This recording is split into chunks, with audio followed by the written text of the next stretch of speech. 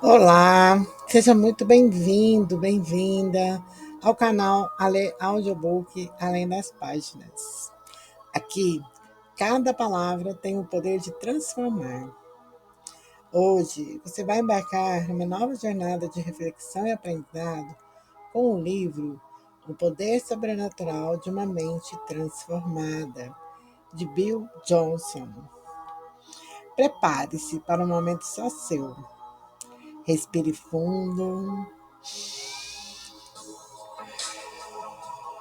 Dê o play e permita que essas palavras ecoem na sua mente e no seu coração.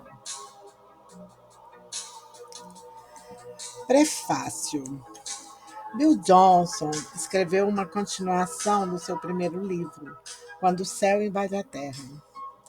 As palavras de Bill são: este livro reúne as novas realidades que aprendi desde que o primeiro livro foi escrito. Ele explora áreas que eu não havia imaginado. Bill tem companhias ilustres neste livro, inspiradoramente desafiador. Pedro escreveu 2 livros, 1ª e 2ª Pedro. O segundo livro foi uma continuação do primeiro livro, com muito mais informações acrescentadas. Lucas escreveu 2 livros. O primeiro foi um dos 4 evangelhos, o Evangelho de Lucas. O segundo livro de autoria de Lucas foi o livro de Atos. Ele foi uma continuação da história do Evangelho. Paulo escreveu 2 cartas a Timóteo. Paulo também escreveu 2 cartas aos crentes de Tessalônica e 2 cartas aos crentes de Corinto. Todas essas cartas foram incluídas nos 66 livros da Bíblia. Em 2 Coríntios, capítulo 1, versículo 15, Paulo disse a eles que ele pretendia visitá-los e conferir-lhes um segundo benefício ou uma segunda bênção. Bíblia Berkeley. Li o manuscrito do novo livro de Bill e acredito que ele está na boa companhia de Pedro, Lucas e Paulo, que também escreveram seus segundos livros. Assim como Paulo levantou uma segunda bênção aos coríntios, o poder sobrenatural de uma mente transformada, de Bill Johnson, dará uma segunda bênção àqueles que leram o primeiro livro. Você será duplamente abençoado ao ler a parte a respeito da colaboração. O capítulo 10 chama-se Sonhando com Deus, e o capítulo 11 compartilha Herdando o Sobrenatural. Os 2 capítulos foram informativos, inovadores e instrutivos. Nas áreas onde eu estava, esperando que o Senhor se movesse, Isaías capítulo 30, versículo 18, nos lembra que o Senhor está esperando por nós. O livro de Bill lhe permite descobrir como entrar no rio da bênção ilimitada de Deus e se tornar parte das obras sobrenaturais dele, que estão em andamento. Pude compartilhar com o pastor Bill uma palavra grega encontrada em Efésios, capítulo 4, versículo 23, que diz: e vos renoveis no espírito do vosso entendimento. A palavra grega para renovar é ananio. A palavra para renovar é uma palavra grega composta por ana, que significa repetir ou fazer novamente, e neos, que significa jovem, cheio de juventude. Você pode interpretar vos renoveis no espírito do vosso entendimento como pense jovem. Ler o novo livro de Bill Johnson é espiritualmente revigorante e rejuvenescedor. Leia-o e você acabará pensando de maneira jovem. A própria antítese de uma retórica velha, seca, árida, sem gosto e religiosa. Pense jovem. Dick Mills, conferencista internacional. Segundo prefácio, agora do Randy Clark. Bill Johnson é um homem de Deus que se deleita nele e que está vivendo o que escreve. Ele é um homem que tem revelação de quem somos em Cristo e suas ramificações. E essa revelação está definitivamente fora da caixa do pensamento tradicional, mas não fora da Bíblia. Seu novo livro nos ajuda a lidar com as promessas da Bíblia de uma maneira espiritual que não está limitada pelas tradições e racionalismos humanos que reduziram Deus a um Deus feito à nossa imagem. O amor de Bill pela palavra de Deus é aparente em o poder sobrenatural de uma mente transformada. Mas é igualmente verdade que Bill tem um grande amor pelo Espírito de Deus e por experimentar tudo que é prometido na Bíblia. Há um aumento perceptível na autoridade e no entendimento de Bill acerca das dimensões espirituais, principalmente com relação à cura ao longo dos últimos anos em que o conheço. Amo passar tempo com ele por causa da sua grande fome por aprender e experimentar mais das promessas de Deus em sua vida e em sua igreja. Os últimos capítulos do livro nos convocam especialmente para entrarmos em uma maior experiência de cooperação com Deus, maior do que muitos de nós jamais fomos ensinados na escola bíblica e no seminário. Não pude evitar pensar na semelhança entre os últimos capítulos de seu livro e os recentes comentários do Dr. Charles Kraft, que também afirma em seu recente livro Confronting Powerless Christianity, confrontando um cristianismo sem poder. O Dr. Kraft acredita ser um princípio do mundo espiritual o fato de que tanto o diabo quanto Deus precisam encontrar uma pessoa por meio da qual possam trabalhar em concordância para realizar os seus desejos. Ora, eu sei que Deus é soberano, mas em sua soberania, ele pode escolher livremente trabalhar dessa maneira, se assim lhe agradar. Entretanto, Bill vai ainda mais longe em seu entendimento do coração de Deus de trabalhar em cooperação conosco. Ele vai, além da ideia de Deus, procurar alguém com quem possa ter uma parceria para executar a sua vontade, mostrando que Deus quer ser nosso parceiro para executar a vontade ou desejo de seu filho adotivo ou filha. É claro que Bill indica que isso acontece apenas depois que a pessoa nasceu de novo e está se deleitando em Deus. As implicações desse princípio foram poderosamente ilustradas, principalmente com relação aos homens e mulheres de negócios cristãos. Este livro é necessário nesta hora como chamado a um despertar para a promessa de Jesus de que coisas ainda maiores farás. A mensagem de Bill com relação ao reino de Deus é importante para o tempo em que vivemos. Jesus não falou que ele não iria voltar até que o evangelho seja pregado em todas as nações. Ele disse que ele não voltaria até que o evangelho do reino seja pregado a todas as nações.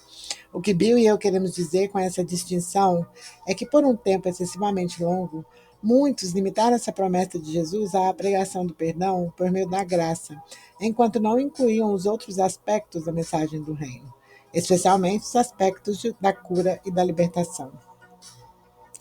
Se era verdade nos dias de Paulo que podemos ter muitos mestres, mas poucos pais, isso é ainda mais verdade hoje. Bill Johnson, sua família e sua igreja estão apresentando um novo modelo de ministério. Não o ministério do ministro profissional, mas o ministério de alguém que está se tornando deliberadamente um pai para muitos. Não apenas para sua família, a sua igreja e para aqueles que fazem parte da sua escola do sobrenatural, mas agora, por meio dos seus escritos, de suas conferências e do seu ministério itinerante, ele está se tornando um pai para muitos outros. Este é um livro incrível, que será acrescentado à minha lista dos livros mais importantes a serem lidos pelos meus internos e para os alunos que farão parte da nova escola de missões que Deus nos chamou para iniciar. Recomendo enfaticamente este livro a todos os que querem ser encorajados em sua fé e em seu relacionamento com Deus. Bacana. Agora o prefácio do Jack Taylor.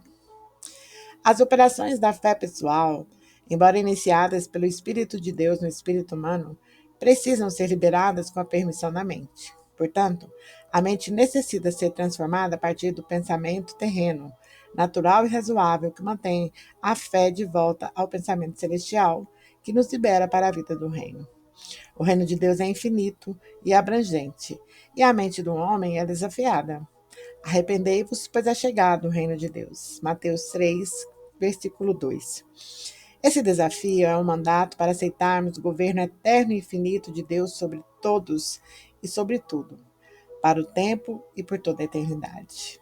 Nada nos libertará de um modo de pensar pequeno como o reino de Deus. Bill Johnson mais uma vez conseguiu alinhar o nosso pensamento humano com a mente de Deus e nos chocar com a distância entre os dois. Há pouco tempo escrevi uma recomendação ao primeiro livro de Bill, Quando o Céu Invade a Terra. Um desafio ao pensamento do reino com um relato de demonstrações seguidas e contínuas do poder de Deus, documentando os resultados. Neste novo livro, que tem o título igualmente atraente, O Poder Sobrenatural de uma Mente Transformada, o autor nos leva ao próximo nível do pensamento do reino.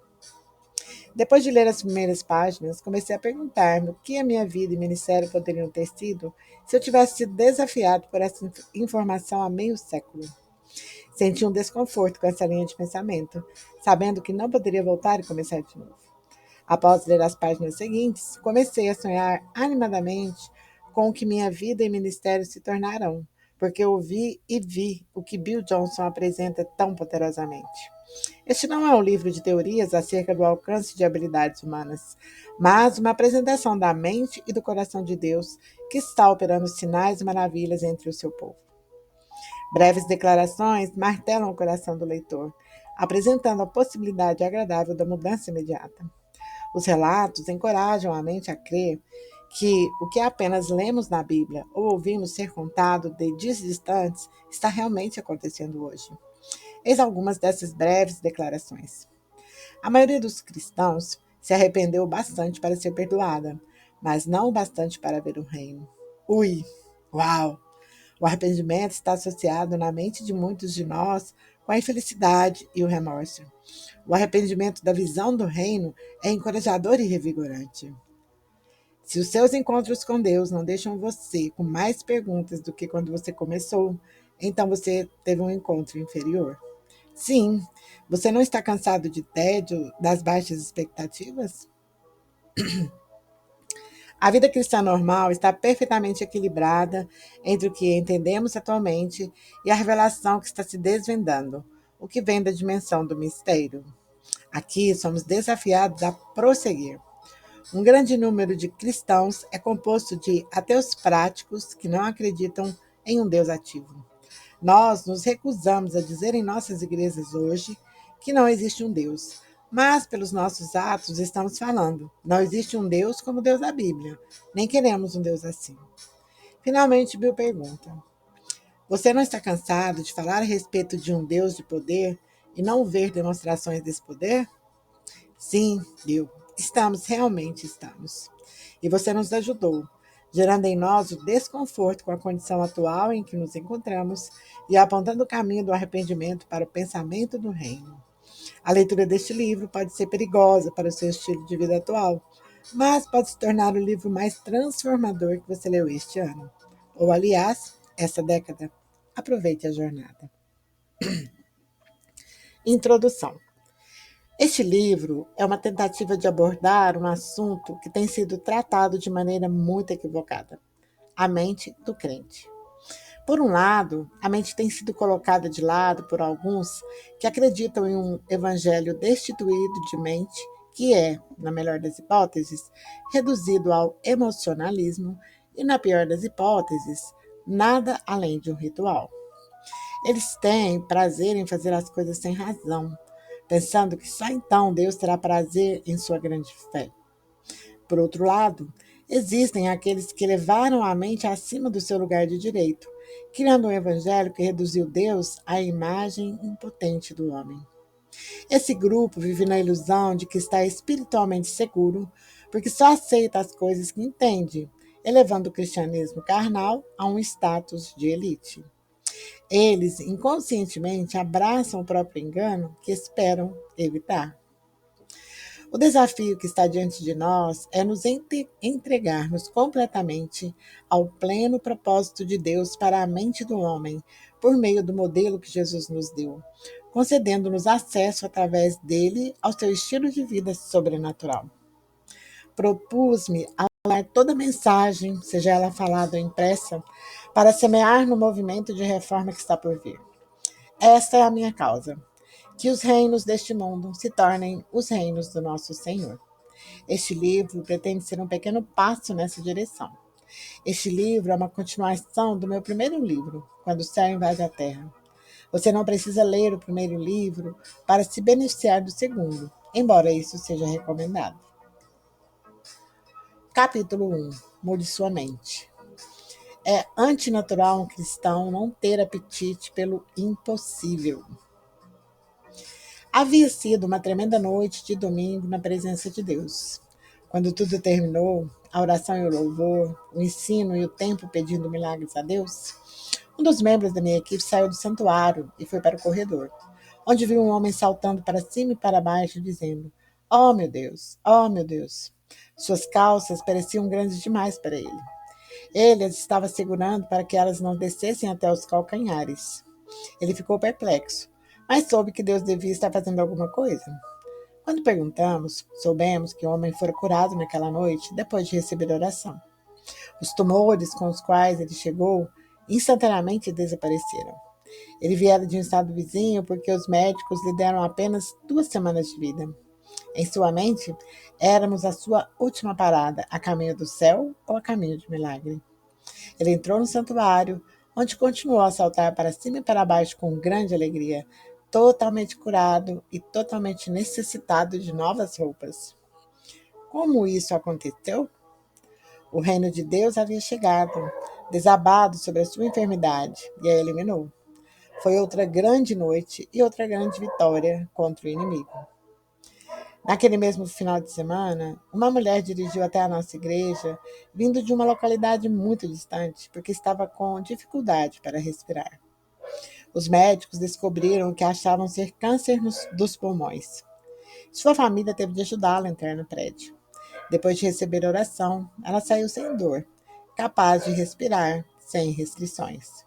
Mais uma vez, a realidade do reino vencera a aflição terrena. Uma nova norma. Isso é normal? Absolutamente sim. Mas isso é comum na igreja de hoje? Ainda não. Entretanto, Deus está mudando a maneira como os cristãos pensam sobre o que chamamos de impossível. Ele está nos ensinando a trabalhar de mãos dadas com o reino, para que a realidade do céu venha sobre os problemas terrenos e os domine. Os resultados são milagres impressionantes, grandes vitórias sobre o inimigo, cura, libertação, revelação e muito mais. Não é exagero, não é esperança ou teoria sem fundamento. É fato. As duas histórias que compartilhei são situações reais, as quais a aflição foi completamente vencida pela realidade do reino. E há muitas outras que compartilharei ao longo deste livro. Muitas igrejas veem milagres acontecerem semanalmente ou mesmo diariamente.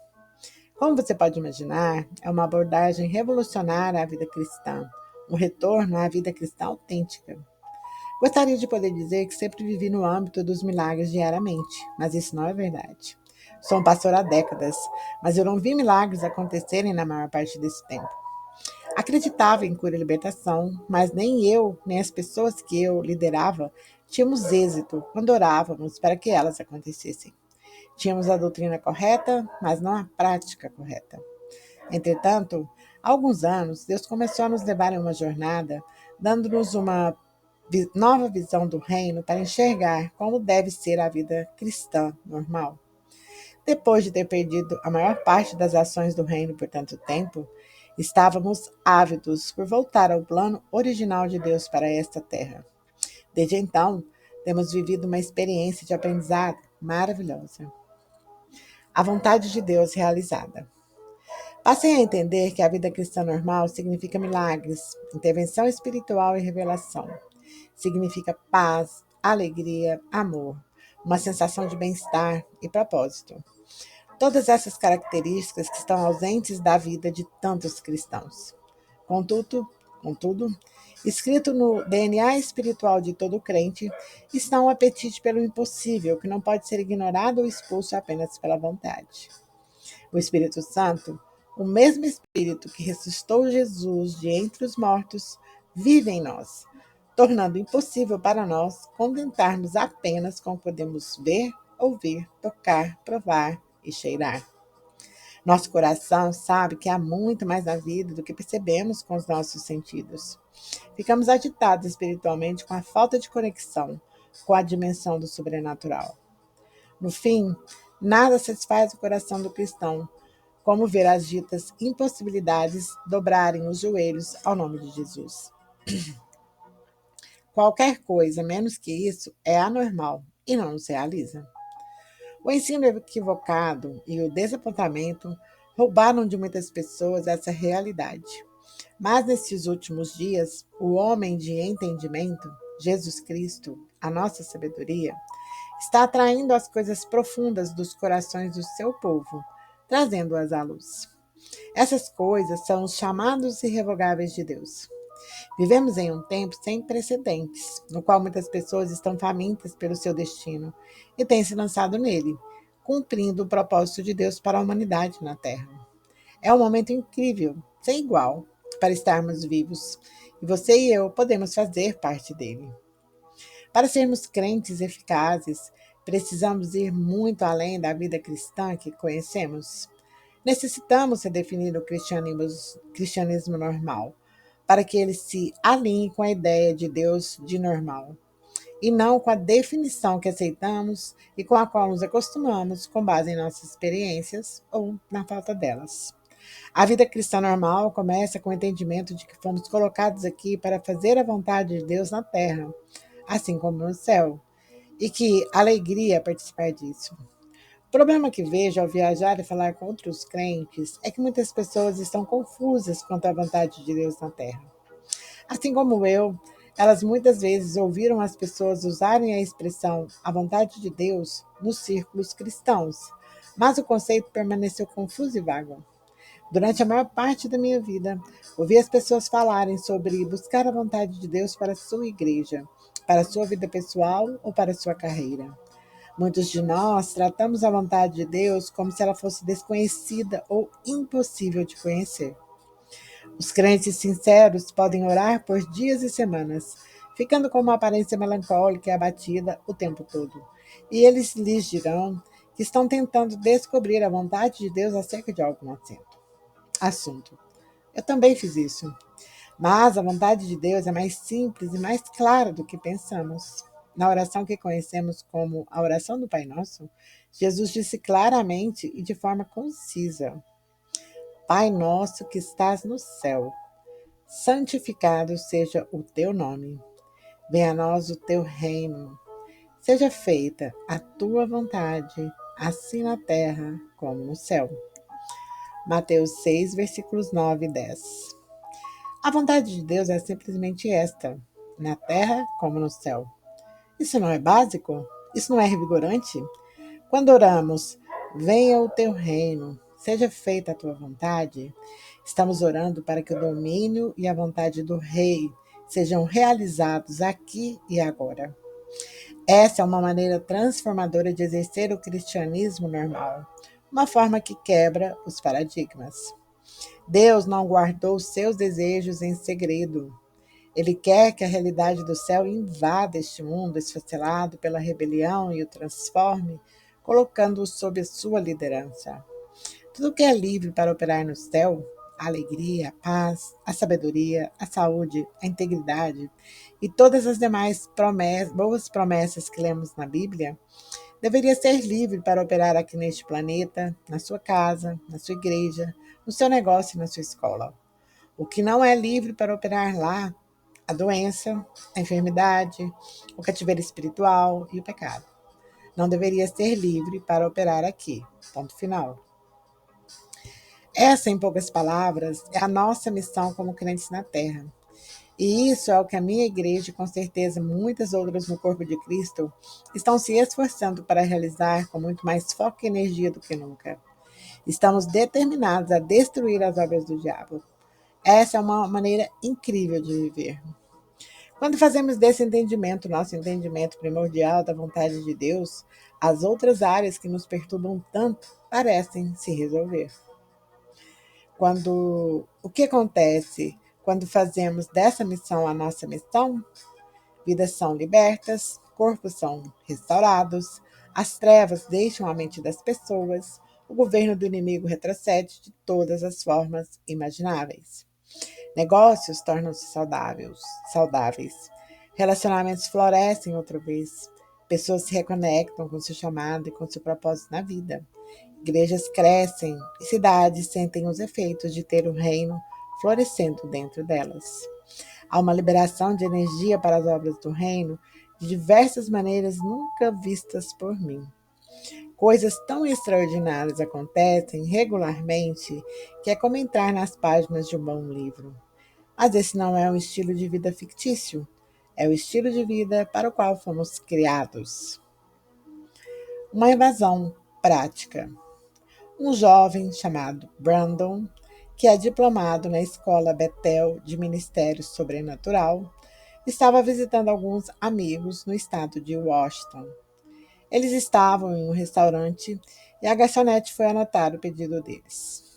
Brandon começou a perceber que estava recebendo palavras em seu coração sobre a mulher e ele as compartilhou com ela.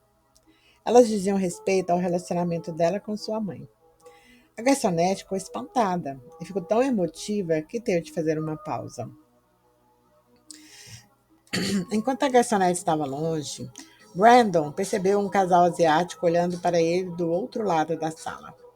A mulher tinha faixas nos pulsos porque sofria da síndrome do túnel do carpo e uma de suas mãos estava completamente fechada em forma de punho. Brandon foi até ela e perguntou se podia orar por ela. Ela disse que eles eram budistas, mas que estavam dispostos a receber oração. Ele orou por ela e ela foi curada na hora. Toda a família ficou instantaneamente cheia de alegria e começou a louvar a Jesus bem ali na mesa. Eles disseram que estava orando para seus ancestrais havia muito tempo para que as mãos dela fossem curadas, mas as orações não funcionaram. Brandon explicou quem é Jesus e eles receberam o evangelho maravilhados e gratos. Ele voltou à sua mesa e durante o restante da noite, a mulher curada ficou sentada ali, abrindo e fechando a mão, maravilhada. A essa altura, a garçonete voltou e perguntou se podia falar com Brandon do lado de fora. Ela estava compreensivelmente confusa e ansiosa, querendo saber mais a respeito de Deus. Brandon compartilhou mais algumas revelações que o Espírito Santo lhe deu com relação à vida dela e lhe falou do amor de Jesus. Ela entregou o coração ao Senhor e foi cheia do Espírito Santo ali mesmo. Ela estava sem fôlego de tanto entusiasmo e declarou que ia contar a todos os seus amigos o que havia acontecido. Isso parece algo retirado da Bíblia, mas é outra demonstração muito recente do amor de Deus por parte de um cristão normal, como você e eu. Coisas assim acontecem regularmente com um grande número de crentes. Brandon simplesmente se disponibilizou para executar a vontade de Deus aqui e agora. Ele não apenas compartilhou uma doutrina, ele ofereceu a prova de quem é Deus. Provando a vontade de Deus. Uma das primeiras funções dos milagres e da vida sobrenatural é oferecer provas imediatas e irrefutáveis do que Deus quer que aconteça na Terra. Isso demonstra quem Deus é, mostrando como é a sua realidade. O apóstolo Paulo fala desse princípio do seguinte modo: e não vos conformeis com este século, mas transformai-vos pela renovação da vossa mente, para que experimenteis, proveis, qual seja a boa, agradável e perfeita vontade de Deus. Romanos 2, versículo 12, versículo 2. Já lhe ocorreu que uma das nossas funções na Terra é, como Brandon, provar a vontade de Deus? Mostrar às outras pessoas como Deus é? Permitir que ele destrua as obras do inimigo através de você? A maioria das pessoas não sabe como Deus se comporta ou o que existe dentro do coração dele para cada um de nós. O seu chamado e o meu chamado como crentes podem ser grandes demais para entendermos completamente. Mas a ordem da Bíblia é clara. Nossa função é demonstrar que a realidade que existe no céu pode ser manifesta aqui e agora. Não devemos ser apenas pessoas que acreditam nas coisas certas sobre Deus, mas pessoas que colocam a vontade de Deus à mostra, expressando-a e fazendo com que os outros entendam. Oh, então é assim que Deus é. As ações de cura, libertação e restauração fazem muito mais do que resolver o problema imediato de alguém. Elas dão às pessoas uma demonstração concreta de quem Deus é. Um jovem da nossa igreja foi convocado para participar de um júri. Duvido que eles o chamem outra vez. Enquanto ele participava do julgamento, um membro de uma gangue foi salvo e 3 pessoas foram curadas, uma delas diante de uma multidão que zombava. Aquele jovem havia louvado o Senhor de tal maneira que muitos dos outros jurados zombaram dele publicamente. Então, ele se voltou para uma pessoa em sofrimento, orou por ela e a pessoa foi curada. A multidão ficou em silêncio. Outro homem, em uma cadeira de rodas, se levantou diante das pessoas no tribunal, movendo as mãos e demonstrando o poder de cura e o amor de Jesus Cristo. Alguns integrantes da nossa equipe, juntamente com alunos da nossa escola de ministérios, foram visitar algumas vezes uma universidade próxima, que é um centro importante de espiritualismo da nova era. A religião mais popular desse campus é a feitiçaria. Nosso pastor sênior, um profeta de Deus maravilhosamente ungido, foi convidado para falar em uma aula sobre cristianismo e o sobrenatural. Ele ficou diante dos alunos e compartilhou um breve testemunho. No final da aula, uma jovem que era atormentada por demônios começou a se manifestar sob a influência deles. Chris ordenou que eles saíssem, e ela foi liberta diante de muitos alunos de olhos arregalados.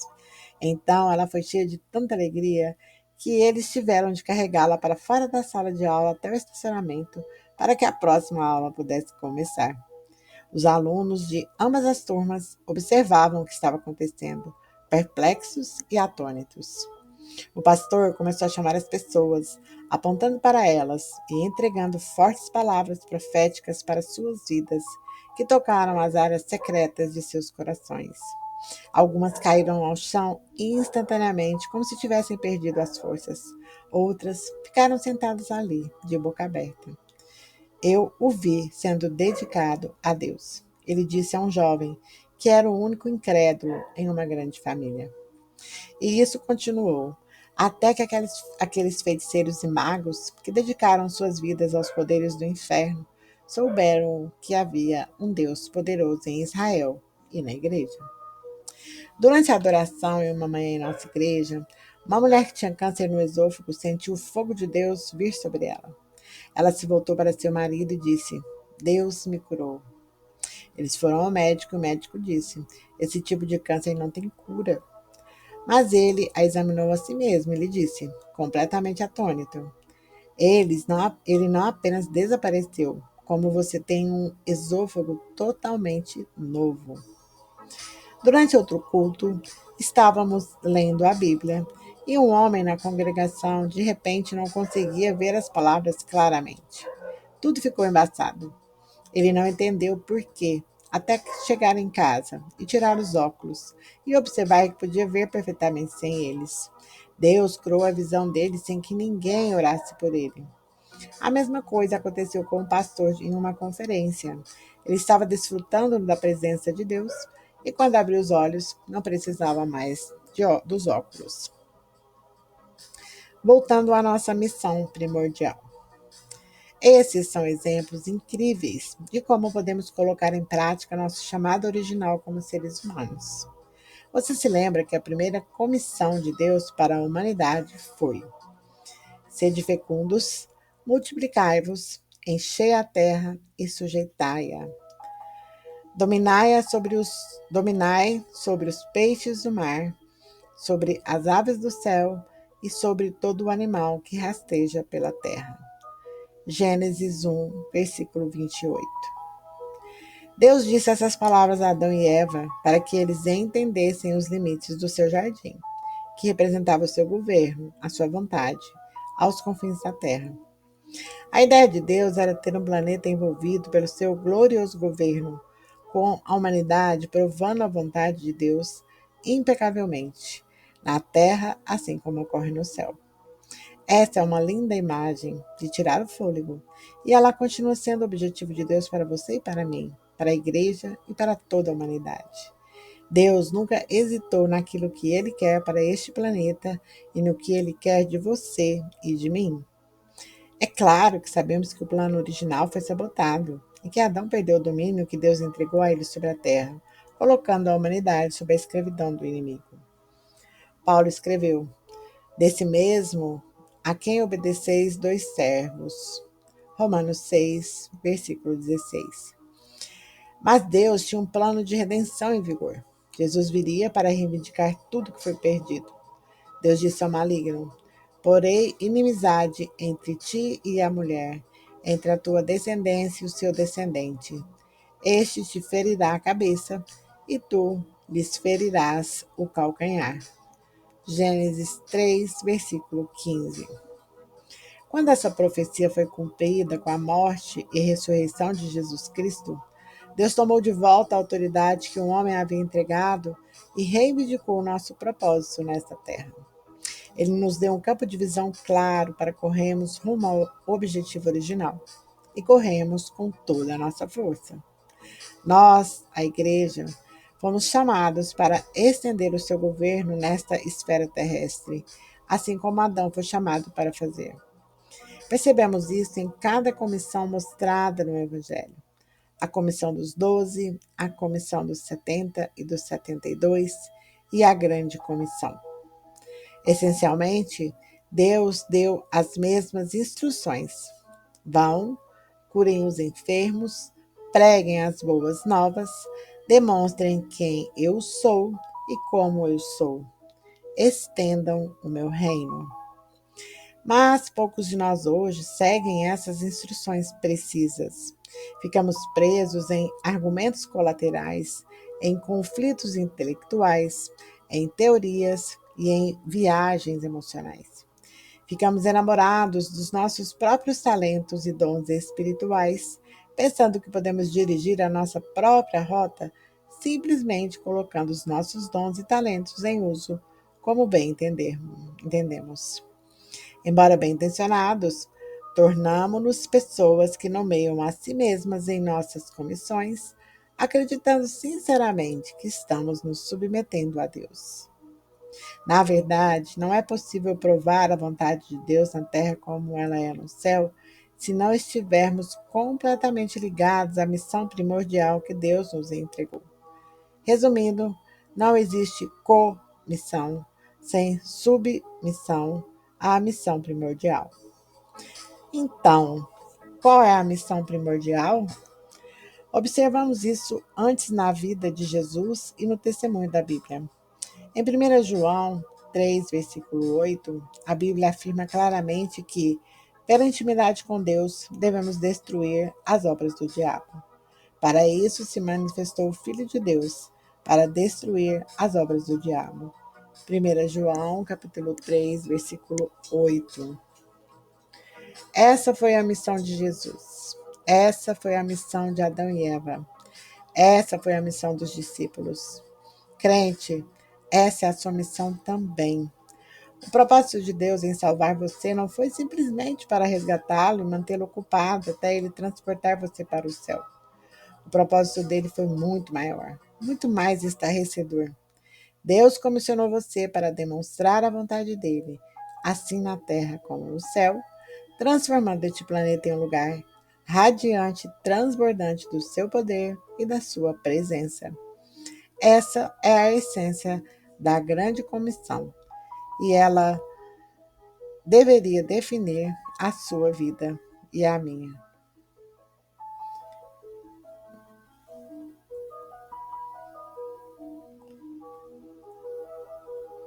Obrigada por ter me acompanhado até aqui.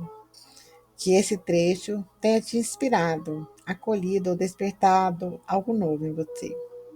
Se esse conteúdo tocou sua vida de alguma forma, curta, compartilhe e inscreva-se no canal para continuar essa jornada conosco. Até o próximo capítulo. E lembre-se, ouvir também é uma forma de transformação.